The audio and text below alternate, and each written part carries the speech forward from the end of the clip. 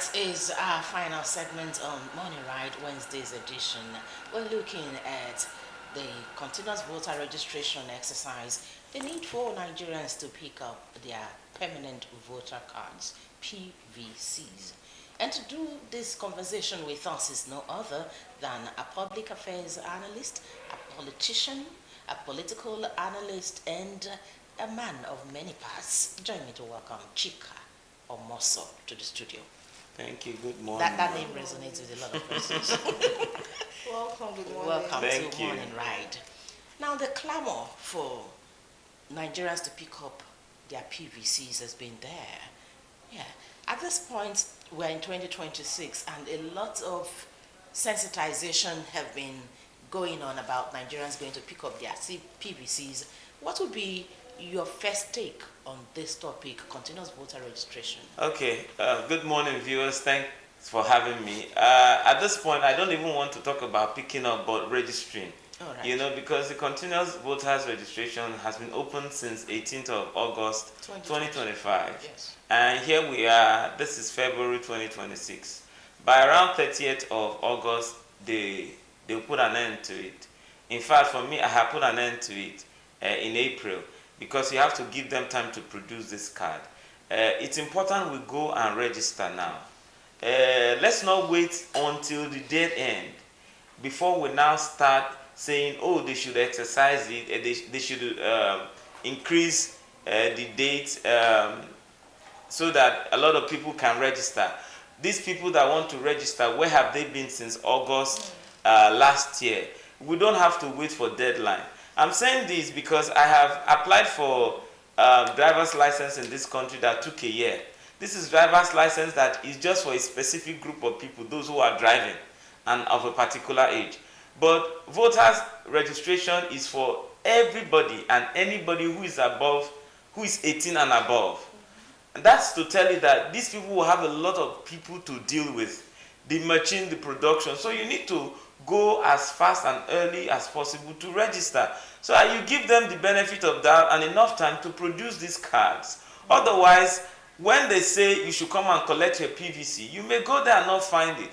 And this registration is not difficult. You don't have to go to any INEC office to register. You can do this at the comfort of your home. And there's a lot of reasons why you may need the PVC. It's not just to vote now. To do some other transaction, you need your PVC. And this PVC, it may have been lost, it may have been torn, it may have been displaced. You may have registered in a place where you no longer reside. So it's something that's important. You can do this. Just do it so that you can have a voice to speak in deciding who becomes your leader in 2027. You know, it's critical to talk about registration this time, because at the end of the day, we're going to find some people who will call underage voters. But I give them thumbs up in the fact that when they called for registration, underage went to register. But down this way, most of us, even overage, has not gone to register. But underage are voting in some places. So that's why I give them thumbs up. That some people are more politically enlightened than some. But it's not good for our generation. We need to be decisive as to who becomes our leader. We need to believe in the system. Some people are fighting to have democracy. We will have democracy, so we must do everything we can to sustain it, to oil it, to ensure that we participate in the process. In some countries, people are crying they don't have any means of participating or speaking, so that we will not be debating of whether their voices were heard or not. Here, our voices, we are allowed to speak at least. So let's attempt to speak. Let's do the speaking and hope that our voices will be heard. Let's go and register to be able to vote. Okay, so Mr. Chika, if I got you correctly, you said something about being able to register from your home, which a lot of Nigerians might be hearing for the first time. A lot of persons have not heard about that. Now, my question is, how is INEC educating Nigerians, especially first-time voters, about the importance of PVC and even the voting process? Well, you see, let me start on this note. A lot of people are encouraged to go to school, belong to a religion, and all of that. But not many people in our time are encouraged to belong to a political party. Okay. First, it's important to belong to a political party once you come of age. It's not to go and be voted for, to buy ticket and all of that. That's not the aim. The aim is to have more political awareness, because where you are determines the information you get. Some people, they are so carried away by their businesses, their academics, their other important issues, legitimate issues, such that they are not aware of what is needed of them, this information that is going on, because INEC has done enough publicity for it, even though it is supposed to be continuous. You know, continuous education, creation of awareness. Yeah. Our National Orientation Agency, we don't know what they do. I've never seen any new program that it's aired, you know, that is advertised, that is publicized, such that it wants the nation to be carried, to be aware of it. They don't do that. So we are left to information that is available to us with regards to our niche. That's phase.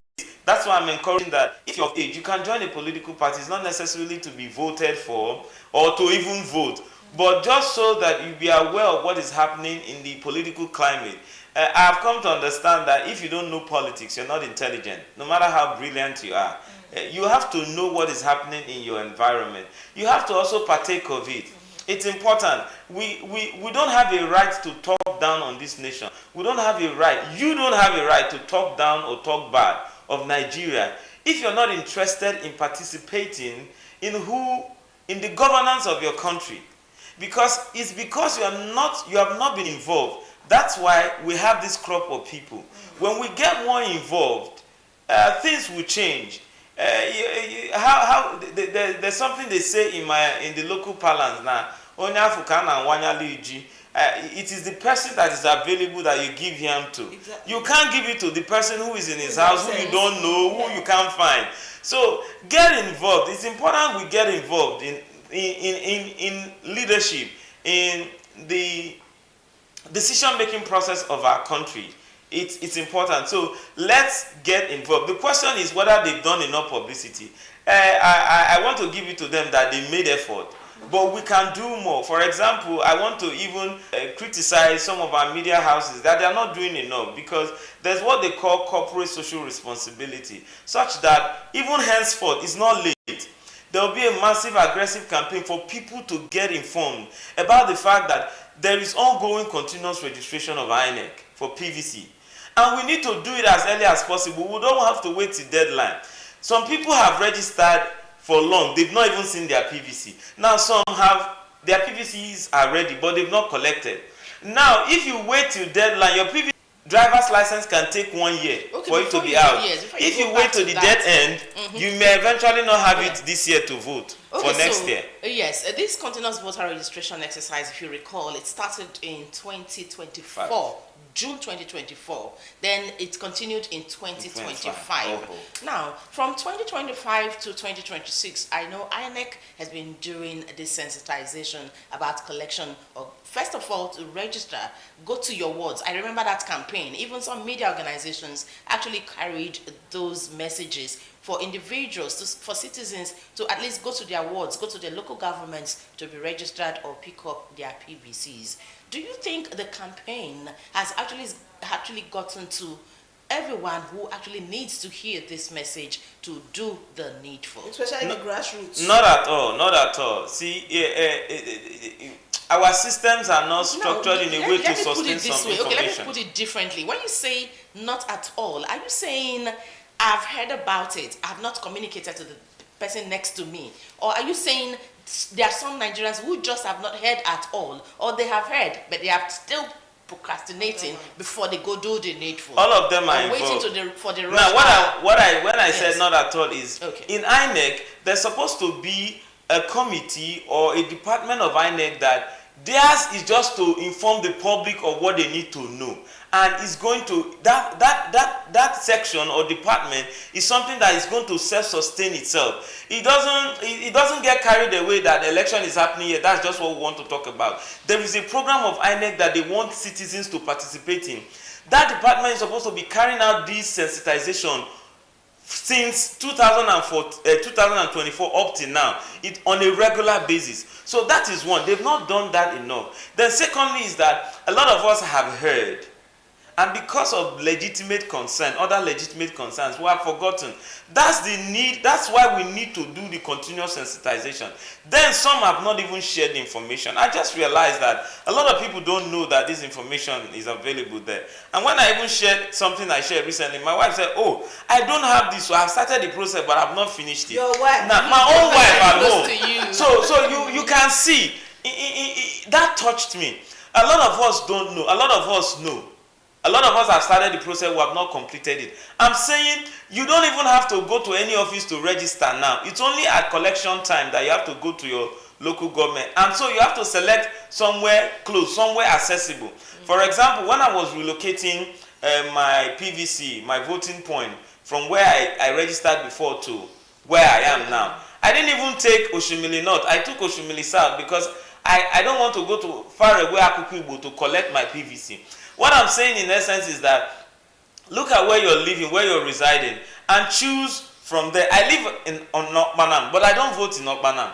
I vote in Oshimili South because for me, this is my area. This is where I'm more accessible. My voting place will be closer to me. Collection of the PVC itself will be easier. Instead of going to Akukibo, which is the local government headquarters of Oshimili North, I decided to put for Oshimili South. The local government is here in Asaba where I reside, and my voting point is, or voting unit is close to me. So that is part of the education I also want to do. That when you are doing this thing, you can do it on your phone. You don't have to go anywhere. Just type INEC. They will show you where to go, and then you put in your data and it's done. Your data and it's done. So do it at home. Go to anywhere, go to a cyber cafe if you don't have the means to do it by yourself. And then get yourself registered and wait for the collection of PVC. It will happen around October, November, and I don't know, maybe November, December, but around this period. So I'm saying don't wait until they are saying this is the deadline.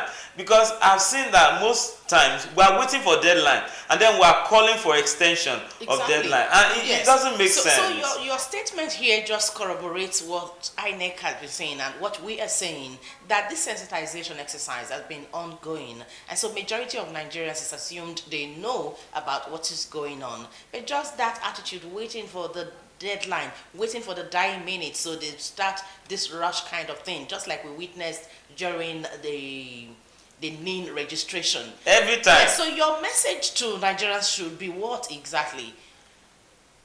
Become aware of what is happening in your country. All right. Not just for PVC. Get involved, get to know. And then see that you participate. Stop folding hands and complaining. Stop expecting people to do the miracles for us. Stop expecting that some other persons who have PVC, they will vote. Now, we were discussing just before this section as to whether we are even practicing, because I shared this with a friend and he said, Chika, to be honest, to be very honest, are we really practicing democracy in this country? I said, yes, we are practicing democracy. We are evolving, and we're not going to give up because we think a lot of things are going wrong, or some things are going wrong. A lot of things are also going well, and people must evolve. Well, you as a human being, you have not given up just because there are some things you are pursuing you have not achieved. That is how it is politically. There are things we are pursuing as a nation that we have not achieved, and we're going to achieve it. And we're not going to fold our hands and sit back and expect miracles to happen. In fact, and of course, the people perpetrating this evil expect you, and they want you to believe that things are not working. So they as much as possible, they want to push that agenda, that propaganda, that there's no need to even register. So you cannot partake of this thinking, because that's what they want you to believe. Sometimes they want you to even think that the process is concluded. It's not. But Chika, when people have reports and concerns, when citizens have reports and concerns, who do they report to? We report to the institution. Unfortunately, things are falling apart and the center no longer holds. So the people have to stand up for themselves. One of the ways we are going to stand up for ourselves is that We have a voice to speak and we use the voice to speak. We go and register, collect our PVC, wait for the time of voting and go and vote. Again, I share something with you. This is personal experience. It's not just to cajole us. That the system is not entirely rigged now. The system is not concluded yet. I participated in an election and we were told that it's decided. Well, to some extent, yes, it was decided. Names have been written. But these people, they also wait for evidence to prove what has been done at the back. What am I saying? So just like a way of manipulating the minds of Good. Nigerians. To also give credence to what has been done. Right. So if we give them opportunity, they will succeed. If we don't give them opportunity, they won't succeed. Here is the practical experience of what I'm sharing. In the local government election, it was told that it's been concluded. But at the day of voting, day of election, a lot of people didn't turn out. INEC already came with the voting materials. And I saw that men were thumbprinting. The people who said, or you think they have concluded this election, they were struggling to thumbprint so that they can have proof that they actually won this election. Okay. I am saying that if it was concluded, they will not be thumbprinting. That's true. Then a second thing, if the people came up en masse to vote, they will not have extra voting ballot papers to thumbprint. So we gave them the opportunity to thumbprint. I'm telling you, it's practical experience. That's what happens. So even in this general election, if you don't turn out, we will make available enough. Just create the vacuum for the room for them to do what they want. Yes, to do. Okay. And I have been a PO. Okay, so Chika, what do we need to do differently at this point? What do Nigerians actually need to do differently as we approach the 2027 general election? We must love our nation. We must believe the process. All right. We must follow the process. We first have to do our own before we expect others to do theirs. Because Rome was not built in a day. America, we talk about, is not built in a day. They are still evolving as a nation. How much more? Nascent democracy like ours. We can't think that although we expect more from our people, and our people have been performing abysmally, you can't imagine that some people don't want the process to work. While we are preaching that we should believe in the process and follow the process. But I'm saying as a child, they say the school you are going is not the best schools. But you are putting your best to learn as much as you can, such that you can even compete with those who went to schools where they are paying millions. That's just all I'm saying. Love your nation. Right. Participate in the process. Believe in the process. Let's see how we can galvanize our strength and work together to make our country a better place. Because Nigeria is a great country. Some of these places we are running to today, they'll be running to Nigeria soon. If all of us will sit up and do our best and do our part. In fact, let's do our part first before we talk about doing our best. Because some of us, we're already discouraged. Some of us, we want to be begged to go and to do our civic duties, to know what is happening in politics, to register, to participate in the election. Somebody said, I will not vote again. The one who voted the last time, what happened? Oh, have you stopped eating? Have you stopped traveling because you heard there was an accident? No, you don't stop. That's to show how committed you are in the process, how important that thing you want to do is to you. If the leadership of the nation is important to you, you'll be much more committed. You will love the process. And anybody who's looking for freedom, they don't give it to you. They don't dash it to you. You fight for it. I was just going through The Long Walk to Freedom by Nelson Mandela, and I discovered how many times the guy was arrested, how many times he was banned from public meetings, how many times he went to prison, even as a lawyer. He's a lawyer. But how many times he was deprived of so many things. But he believed in the process. It even cost him his marriage. Yeah. Because the wife was a Jehovah's Witness who believes that there will be a Armageddon, and this kingdom, the kingdom of our God, is not now. It's later. Who will try to convince the husband that he has to leave politics for now, decide okay, who so and bringing all it of that. home to Nigerian politics, Nigerian politicians, what should be the message we run with as we move towards 2020? Let's. Because this is beyond INEC now. Yes. INEC has been playing its part. The National Orientation Agency to some extent. Now, to the political class, what should be the drive? That also reminds me, yes. Some of our political parties, they're not even doing their jobs. Because, like I said, somebody is saying, come to my school. People are marketing. Why are politicians, why political parties, why are they not marketing? Why are they not making effort, frantic efforts, to see that they educate the people? Create a program that go to schools, go to marketplaces, go to institutions. We are not saying, for example, come to DBS and start making noise. But there are programs you can do. You can put up in billboards, you can put in the social medias, you can put in the print medias, so that people get more aware. Anywhere you turn, there is an information. If National Orientation Agency is not doing enough, and INEC is not doing enough, by the way, INEC is just an umpire. They are not supposed to do the work for us. This awareness is supposed to be one of the major key objectives of political parties, to educate the masses.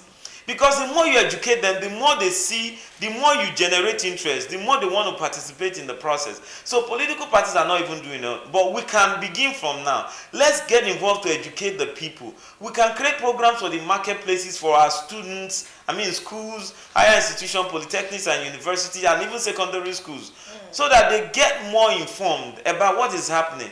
And we can do that even with the space of 3 months. It's enough. Thank you very much. Thank you so much, Mr. Chika. Very straight to the point. There are issues to be tackled. There are ways to tackle them. The truth is, what are Nigerians, how much do Nigerians actually know about tackling or handling these issues and attending to them as they should be?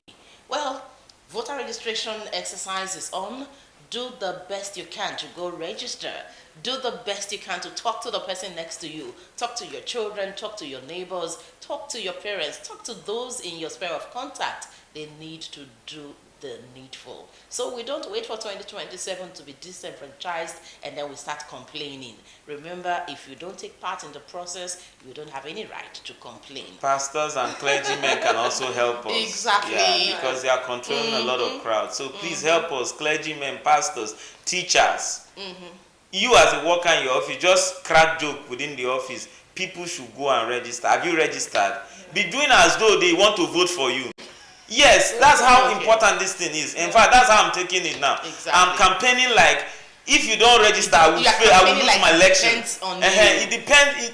My success depends on you. The success of the leader you were expecting and desiring depends on you. So you have to do the needful. Please, let's take over the space. Let's do what we need to do as a people. Thank you. So he has wrapped it up for us this morning. As Chizzy and I is to say thank you to you for being part of Morning Ride Wednesday's edition. So we'll see you again tomorrow, bright and early. We say have a great day. Good morning.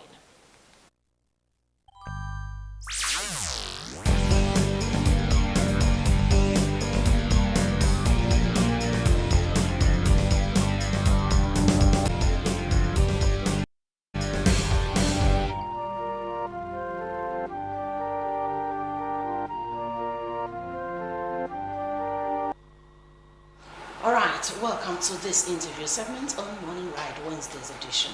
We're paying attention to the Delta State environment, and to do this is no other than the Honorable Commissioner for Environment, Delta State, Mr. Jamani Ejiwo Tommy. So good to have you in the studio this morning. Thank you. Good to have you. Good morning and welcome to our Morning Ride. Yes. You're here as the Environment Commissioner, Delta State. Talk to us on recent activities with the Ministry of Environment. Okay. The Ministry of Environment is saddled with lots of responsibility, and the governor we have is so intentional when it comes to the environment. That's why during his electionary campaign period, his manifesto is more agenda. And the more agenda, the first child of the more is meaningful development. And under the meaningful development, you see environmental sustainability. So the governor has promised Deltas that he will sustain the environment, and he's working his talk through the Ministry of Environment. You see, Delta is blessed with so many potentials. And as a state, we are also a coastal state. Some of our area are floodplain. So we're doing everything humanly possible to salvage a situation. Let me start from the coastal angle. some of our community are very close at the bank of the river Niger, and they are lowlands. So when the river is overwhelmed, it ravages some of the community. We have two types of flood. We have the normal flood when you open dam, and you have the flash flood that is caused by storm, which is rain flood. And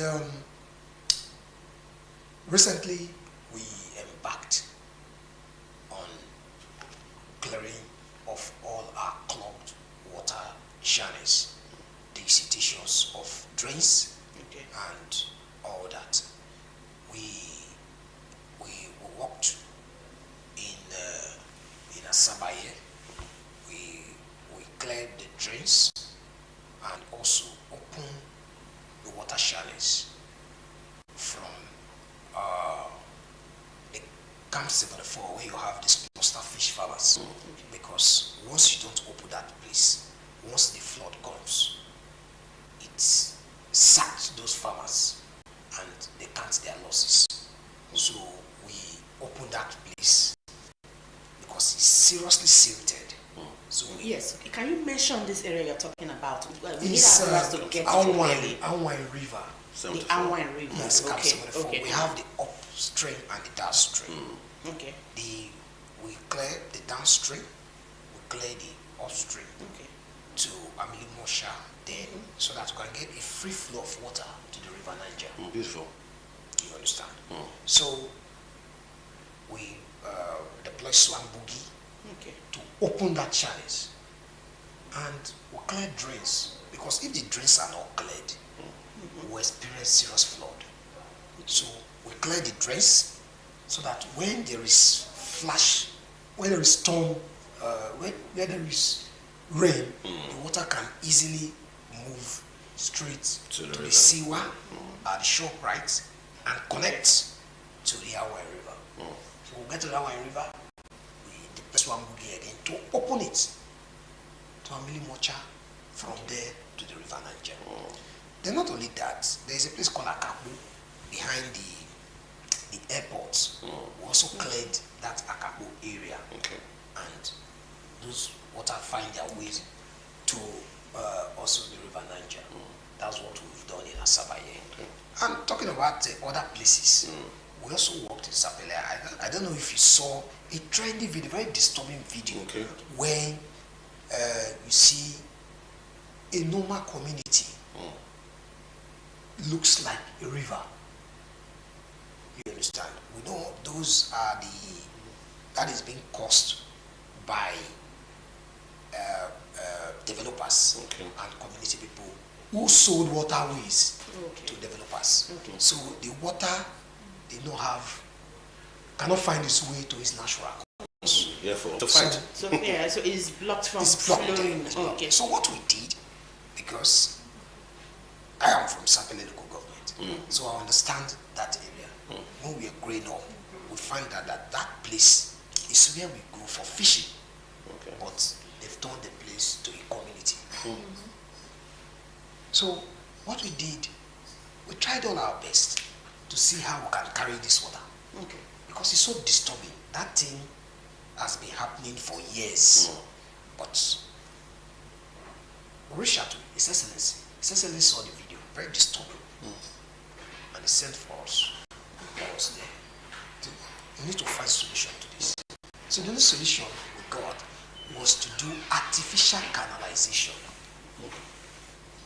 to a tune of about 10 kilometers. We dug artificial canal and with an excavator.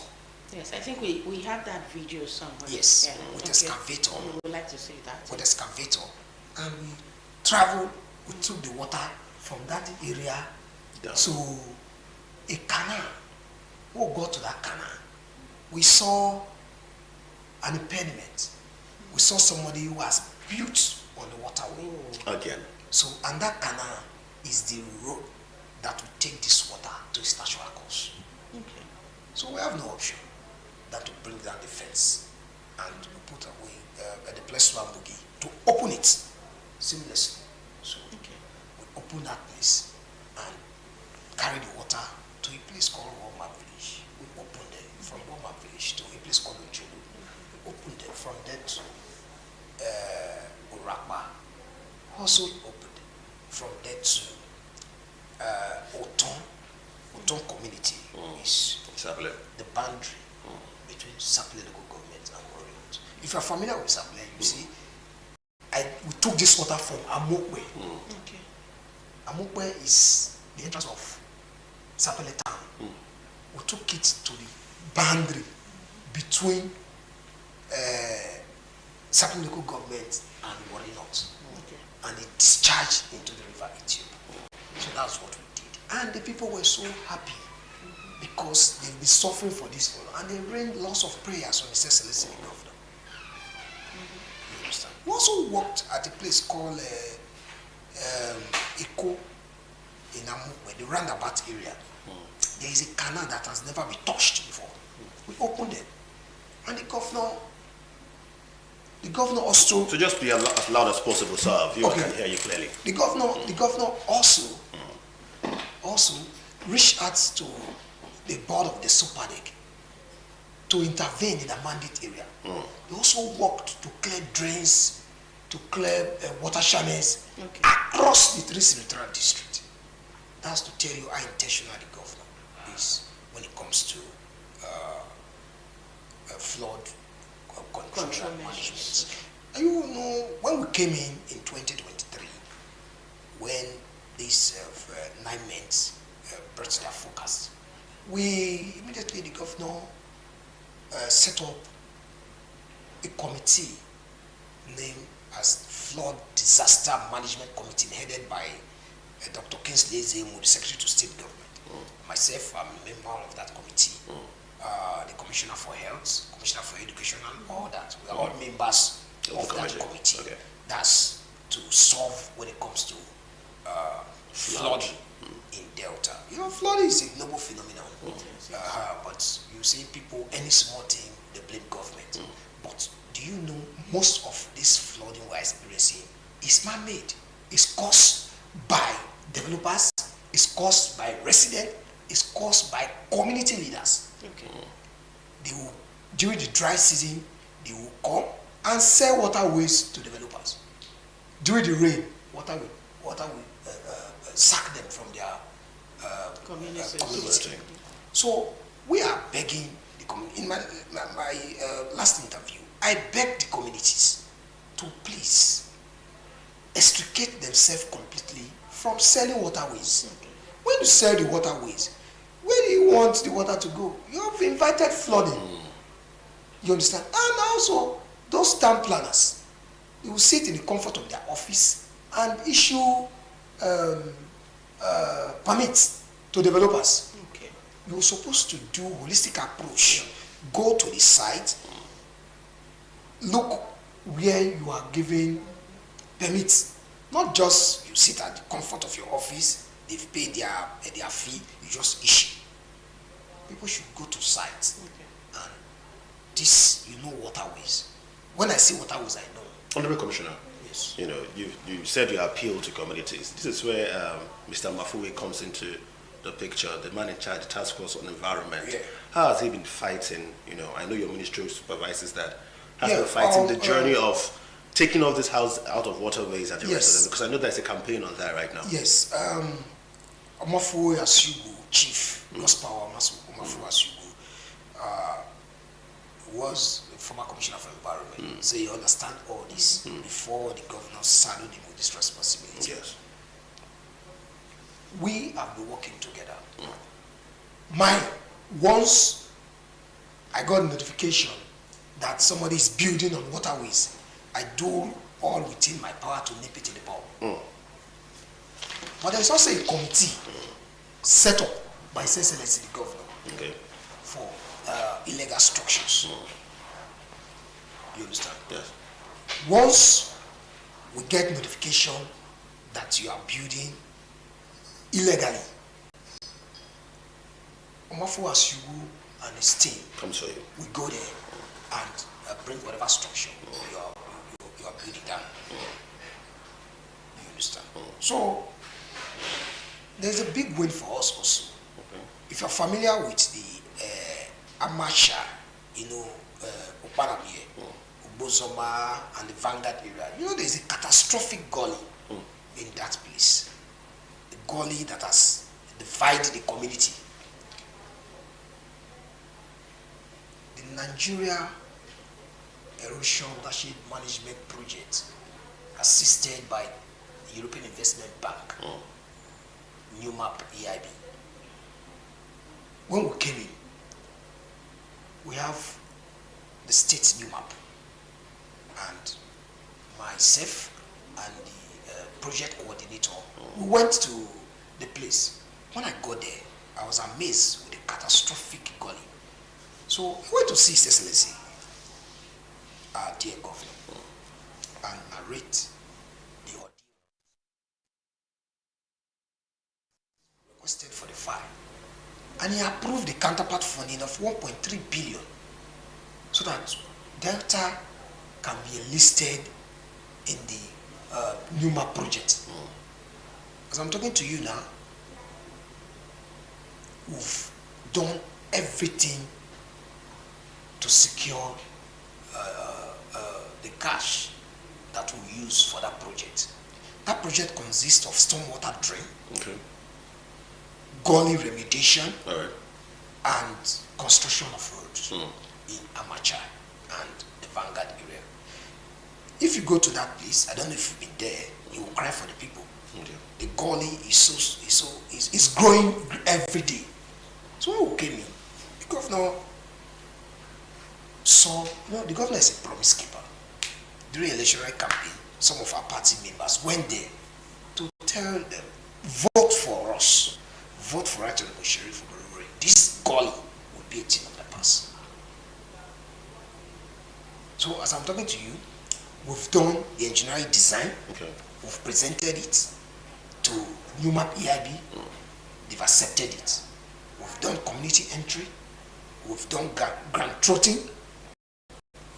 We've done everything. And the federal management, the federal project management unit, they came to see for themselves. Because before you can be enlisted, you must have all necessary requirements. When I came in, I saw that that place needed to be prioritized. Because we're not supposed to walk there, we're supposed to walk elsewhere. But there is no gully that is more severe than this gully.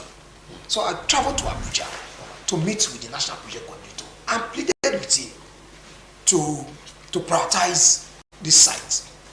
So we prioritized the site, and today they came from Abuja some time ago and went to the site. They saw the site. Today we have been enlisted. By next week,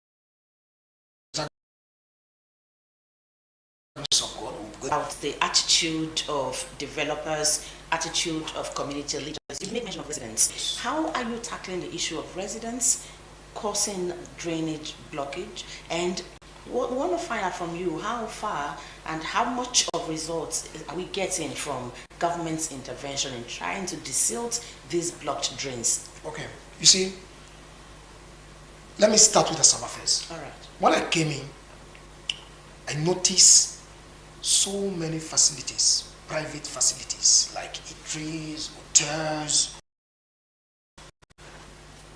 that are close to the road. Okay. As almost all the road have drains. They will channel all their wastes, both kitchen, toilets, they'll channel it to the drain. Then once it's midnight, they'll get their pumping machine and pump it into the public drain. So I started moving around.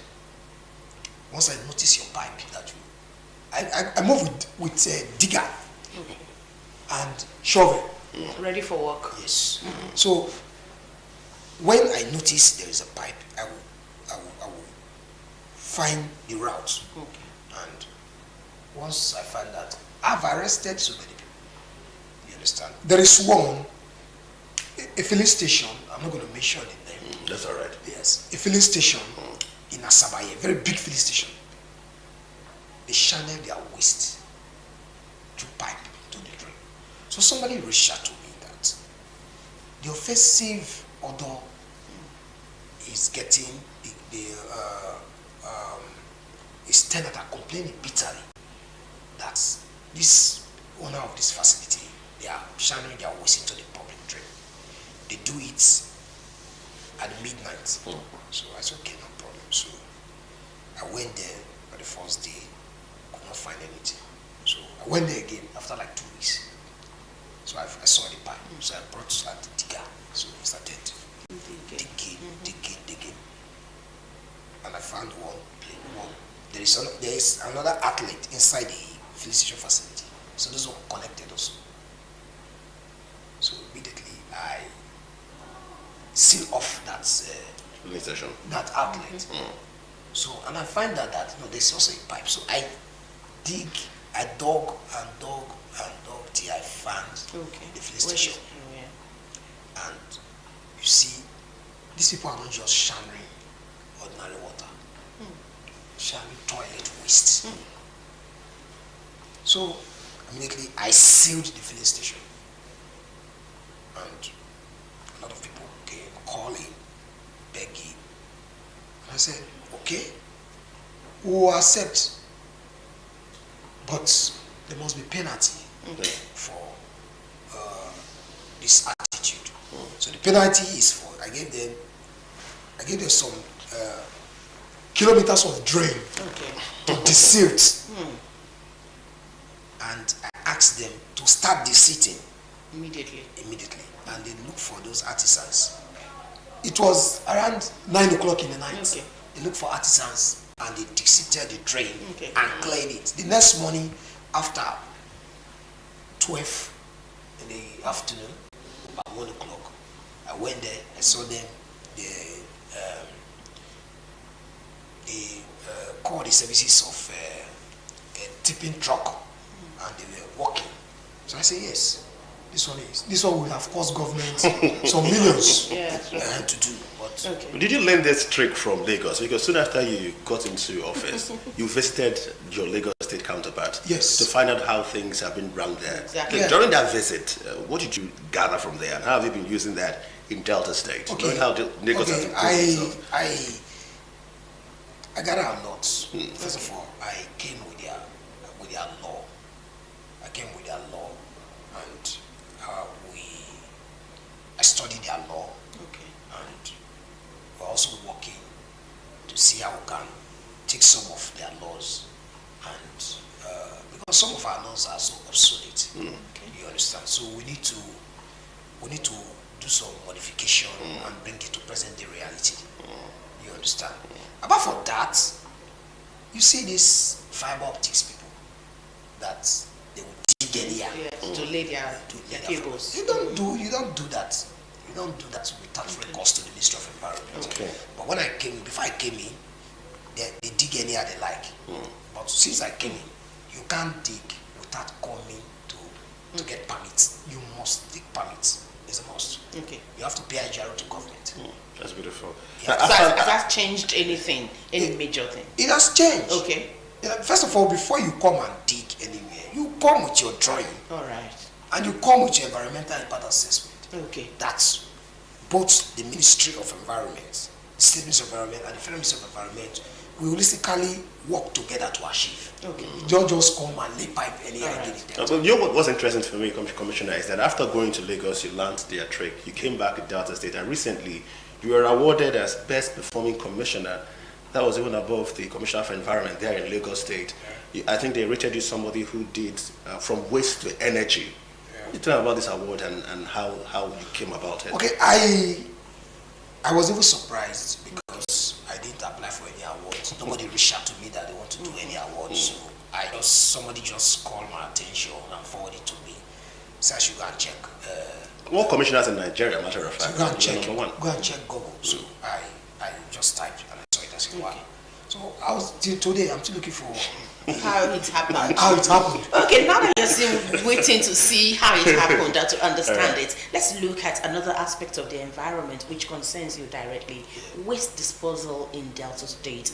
How far has your ministry been able to manage waste disposal? Because we still have issues of improper waste disposal in the state. You know,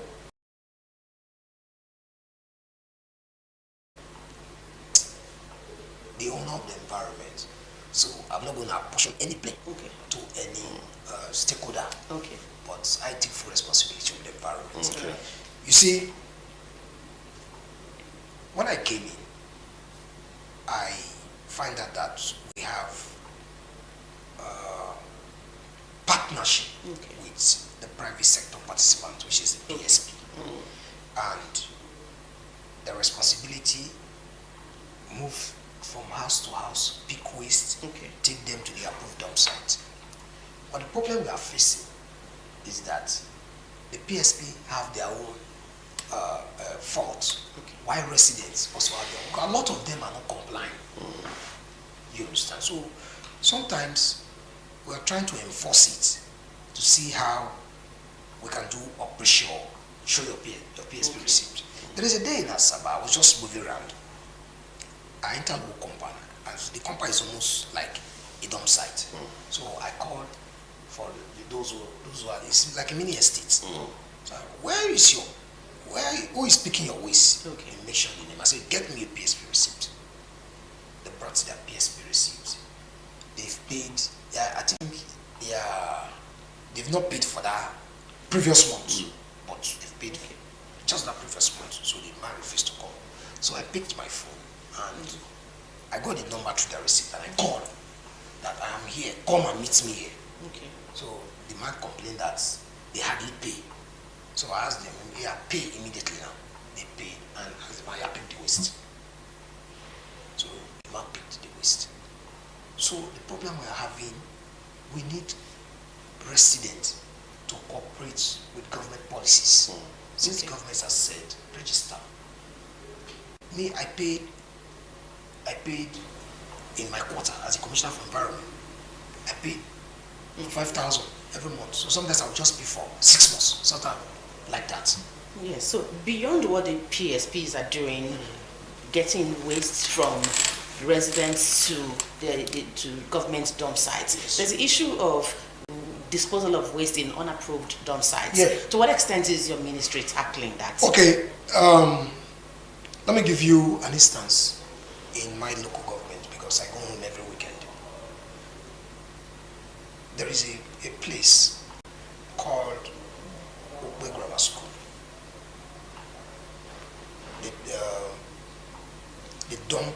They drop this what I call it, a drum where people can be dumping waste. So I reached out to the authority who did that, and I told the authority that this is an eyesore, because first of all, what you are doing now, you are discouraging people from patronizing the PSP. And 1 month, 2 months, they don't pick those wastes. Please remove it. And immediately they removed it. I went to other area, asked them to remove it, and they removed it. You understand? There is a day I was coming from church. I saw somebody. The person sack waste inside keke, and he rode to what's it called? An illegal dump site. Like what you are saying on the screen, these are the kind of waste we see in most parts of the Yes. state, not just your local government. Yes. You find this kind of waste even in Asaba. Yeah. So immediately I arrested the person and I told the person, is this place a dump site? He said, no. Who gave you this waste? He said, it's a pastor. I said, okay, so pastor, after closing from church, he will not sack his waste and give it to a church member to go and dump illegally. I said, even the Bible said, cleanliness is next to godliness. So you want to litter You clean your church to litter the town. We will not take this from you. So we have to place them on fire to clear the place. Okay, with these measures you're taking, and for the want of time, your ministry's actions so far, to what extent would you say is addressing everything that concerns the Delta environment? Because we're looking at the environmental sustainability of the MORE agenda. Maybe this will just be your last question to answer. Okay. In all, we apart from waste management and other, I don't know if you've heard of the Delta Blue Carbon Mosaic project. Yeah, sure. You're talking about sometime in September. Yes, Delta is a blessed state. We are blessed with mangrove and seagrasses, and mangrove is a very important species when it comes to generating of carbon credit. You agree with me with the way the world is going in no distance time, carbon credits will be more viable than crude oil that we are seeing as the best, best thing. So we signed partnership with a UK-based company, Assyrian Deep Investment, to actualize this project. Okay. You see, we've introduced the project to the Honorable Minister for Environment, the Director General, NCCC, and even the Minister of Finance introduced the project to him. The former DG, because we have a new DG now. Okay, just to break it down, so we drop it immediately. So to what extent will this impact on our Delta environment? First of all, it's going to give us huge revenue. Okay. That's the main thing. And we also saw your movement during World Ozone Day and how you took it personally, creating awareness. Thank you so much for that. Time is really up. Time is gone. So you will have to come back for continuation of this conversation. I'm a friend to the fourth realm, so beautiful. Welcome. So we'll talk about some anytime you call me, if I am very free, I will be here. There's a lot to speak to Delta. Sure. There's a lot to share with us. We have a lot to see It's because obvious. We've done a lot. Yes, this administration, when it comes to sustainability of the environment, we've done a lot. Thank you. Thank you, sir. Thank you. We know they do sure. Thank you so much. All right, thank you. We'll show it here very soon. We've been talking with the Honorable Commissioner for Environment, Delta State, as he's been speaking to us on the environmental sustainability of the MORE agenda. We're going to be dropping this conversation here, hoping that very soon we'll have him back to talk to Deltans and residents on the activities of the Delta State Ministry of Environment. Well, we'll be dropping it right here. Time is fast spent. We'll be back Wednesday next for another edition of Morning Ride. Remember to join us tomorrow, being Thursday and Friday, for Morning Ride on Delta Television, Asaba, the People's Pride. On behalf of board, management, and staff of Delta Broadcasting Service, and on behalf of my crew here, the Honorable Commissioner right now is a crew member. Our last word. Thank you. Thank you so much for being part of Morning Ride. Good morning and goodbye. Goodbye.